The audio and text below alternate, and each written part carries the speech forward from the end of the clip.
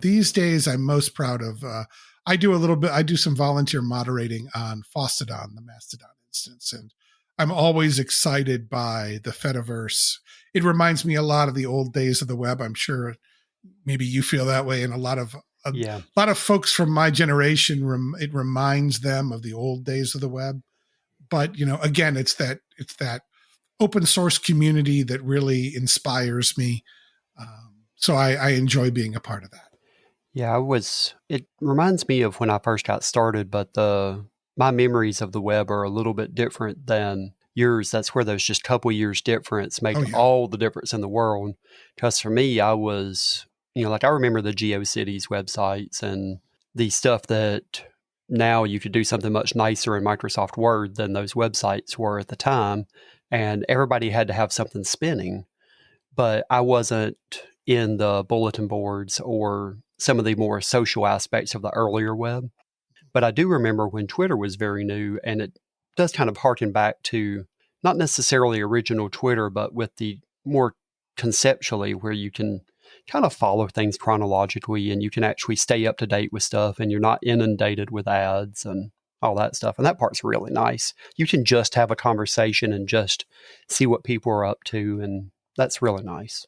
There's a huge overlap between techies and artists and musicians and people that take on new technologies. In those early days back on Twitter, it was the same vibe as I get like in these Mastodon instances where it's the people that are slightly outside the norm and slightly on the edge that are playing with things. And I really love that community. Yeah. I really love that it is a community that originated with the people who were kind of on the fringes. Mm-hmm. And I think that has played some nice foundations. It's still very much an early adopters kind of space. Mm-hmm. And I get that, but it's got some real promise to it, I think. Definitely. Cory Doctorow does a really good job of establishing a metaphor for it in his book, Walk Away, which I highly recommend. But, as in this arena that we're seeing, and I know I'm getting off topic, the arena that we're seeing of social media now, the idea of just walking away and building your own thing, that's something we can do, and it's not that hard.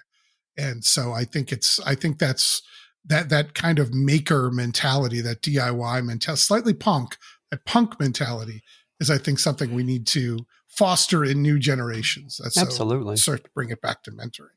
Yeah. And that kind of make your own is where mentoring can really come in handy, because you've got somebody who may have grand ideas or grand thoughts about something, but they've not done it themselves in the past.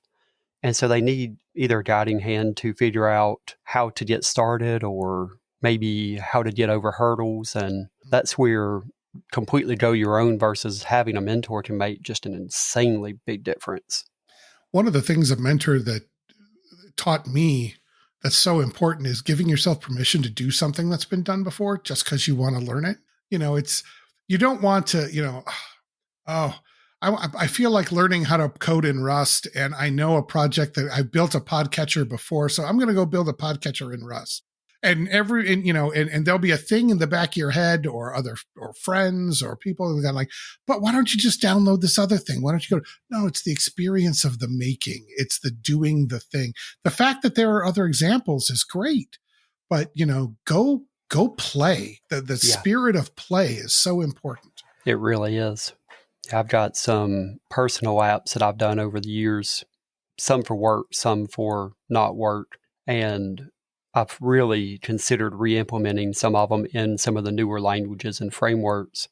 One, because they would work a heck of a lot better without some of the limitations of the way I did it originally. But also, too, just because I already know how to make, quote unquote, the application work. And so that side of the challenge wouldn't be there. And I could focus on just figuring out how to implement it in the new language. And I think that could be a lot of fun, except for the fact that I've got too many projects on my plate already. That's always, then that's another thing, is learning to forgive yourself for having half-finished things. Yeah. I mean, even Da Vinci had half-finished things, so I think that's okay. But yeah, it's, I think that's the only way we move forward, and doing it not as a side hustle, not as something you're going to make money on. I mean, I'm not against making money, don't get me wrong, but I think we're over businessed a lot in this community. The entrepreneur in my head is often another word for grifter. And so, the purity of building a thing to build a thing is something that has always appealed to me. I'm not going to say, if you want to go out and make a business out of it, go do that. Just recognize that there is a difference between the two. You don't have to have a side hustle. Not everything has to be for profit. Some things can just be for the sake of doing it or for your community. Yeah. Right.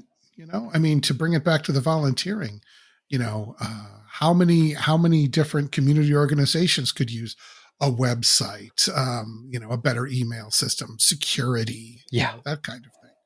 Take it out into the community and go prove your worth. Cool.